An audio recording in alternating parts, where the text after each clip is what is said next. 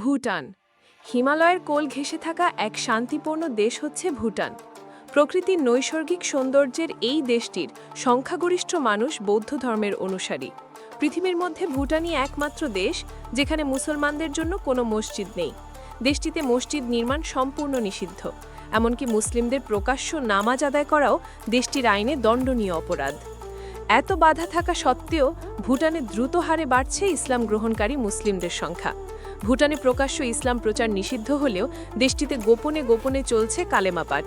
ভুটানের প্রত্যন্ত গ্রামাঞ্চলে এমন অনেক নারী আছেন যারা চুপিসারে ইসলাম গ্রহণ করেছেন। কেউ কেউ হিজাব পরা শুরু করেছেন। বিশেষজ্ঞদের মতে বিগত 10 বছরে অন্তত 4000 ভুটানি নারী পুরুষ নীরবে ইসলাম গ্রহণ করেছেন। ইসলাম গ্রহণের এই হারই প্রমাণ করে যে ভুটানের মানুষজনের কাছে ইসলাম ধর্ম কতটা জনপ্রিয়। তবে ধর্মপ্রচারে ভুটান সরকারের নিষেধাজ্ঞার কারণে ইসলামী দাওয়াত পরিপূর্ণভাবে প্রচার করা সম্ভব হচ্ছে না। বর্তমানে ভুটানে ইসলাম ধর্মাবলম্বী মানুষের সংখ্যা প্রায় 15 থেকে 16,000। যুক্তরাষ্ট্রভিত্তিক গবেষণা প্রতিষ্ঠান পিউ রিসার্চ সেন্টারের মতে 2040 সালের মধ্যে ভুটানের মুসলিম জনগোষ্ঠীর সংখ্যা দ্বিগুণেরও বেশি বাড়তে পারে। বন্ধুরা, জানা চ্যানেলের আজকের আয়োজনে আপনি জানতে পারবেন ভুটান এবং ভুটানে ইসলামের বিস্তার সম্পর্কে। বিস্তারিত জানতে চ্যানেলটি সাবস্ক্রাইব করার অনুরোধ রইল। বাংলাদেশে বসে ভুটানের নাম জানেন না এমন লোক খুব কমই আছে। কারণ 1971 সালে বাংলাদেশকে প্রথম স্বাধীন দেশ হিসেবে স্বীকৃতি দানকারী দেশটি হচ্ছে ভুটান। ভুটানের জনসংখ্যা প্রায় 8 লাখ। সার্কভুক্ত দেশ হওয়ার কারণে বাংলাদেশি নাগরিকদের জন্য ভুটান ভ্রমণে ভিসার প্রয়োজন হয় না। ভুটানের পার্বত্য ভূপ্রকৃতি সুইজারল্যান্ডের মতো বলে দেশটিকে অনেক সময় এশিয়ার সুইজারল্যান্ড নামেও ডাকা হয়ে থাকে। দেশটির জনসংখ্যার ঘনত্ব প্রতি বর্গ কিলোমিটারে 47 জন। ভুটানের বাসিন্দারা মূলত বৌদ্ধ ধর্মে বিশ্বাসী।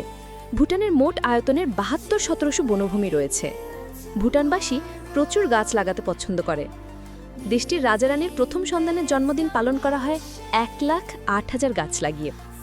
গাছ তাদের কাছে দীর্ঘ জীবন, সৌন্দর্য এবং সহমর্মিতার প্রতীক। 2015 সালে মাত্র 1 ঘন্টায় 50,000 গাছের চারা লাগিয়ে ভুটান গিনেস রেকর্ড বুকে স্থান করে নেয়। ভুটানের অধিকাংশ মানুষের পেশা কৃষিকাজ হলেও তারা ফসলাদিতে কোনো প্রকার সার, কীটনাশক কিংবা রাসায়নিক পদার্থ ব্যবহার করেন না। তাই ভুটানের শতভাগ বিশুদ্ধ খাবার মেলে। ভুটানের নারীরাই ঘর কিংবা ব্যবসা বাণিজ্য পরিচালনা করতে দেখা যায়। ভুটানিরা নারী স্বাধীনতায় বিশ্বাসী।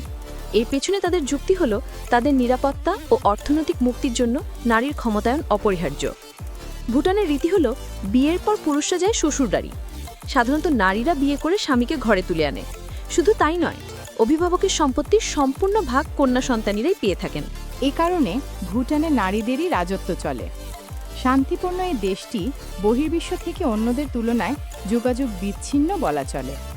ব্রিটেনের সঙ্গে এখনও ভুটানের মানুষের আনুষ্ঠানিক কূটনৈতিক সম্পর্ক নেই। নিজেদের সংস্কৃতি ও ঐতিহ্যের লালনে ভুটানের মানুষ বহির্বিশ্ব থেকে নিজেদের আলাদা রাখতেই পছন্দ করে। 1999 সালে প্রথম দেশটিতে ইন্টারনেট ও টেলিভিশনের অনুমতি দেওয়া হয়। 1970-এর দশকে দেশটিতে প্রথমবারের মতো বিদেশি পর্যটকদের প্রবেশে অনুমতি দেওয়া হয়। ভুটান শুধুমাত্র 3টি বন্ধু প্রতিবেশী দেশকে তাদের দেশে দূতাবাস স্থাপনে অনুমতি প্রদান করেছে, যার মধ্যে রয়েছে বাংলাদেশ, ভারত এবং কুয়েত।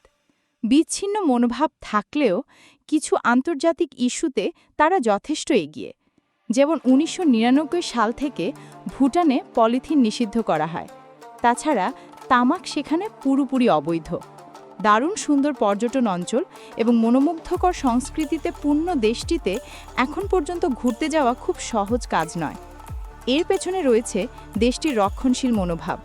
চীন, এশিয়ার বিশেষ করে বাংলাদেশ, মালদ্বীপ আর ভারতের মানুষ ব্যতীত অন্য দেশের ভ্রমণ পিপাসুদের প্রবেশের ক্ষেত্রে নানা ধরনের কঠোর নিয়মকানুন চালু রয়েছে। সার্কভুক্ত দেশ ব্যতীত অন্য বিদেশি দেশের নাগরিকদের ভুটান ভ্রমণ করার জন্য অতিরিক্ত 25 থেকে 27,000 টাকা ফি গুনতে হয়। মূলত নিজস্ব সংস্কৃতি ও সৌন্দর্য ধরে রাখতে এবং বাইরের মানুষের প্রবেশ ব্যাপক হারে বন্ধ করতে ভুটান সরকার এ ব্যবস্থা নিয়েছে।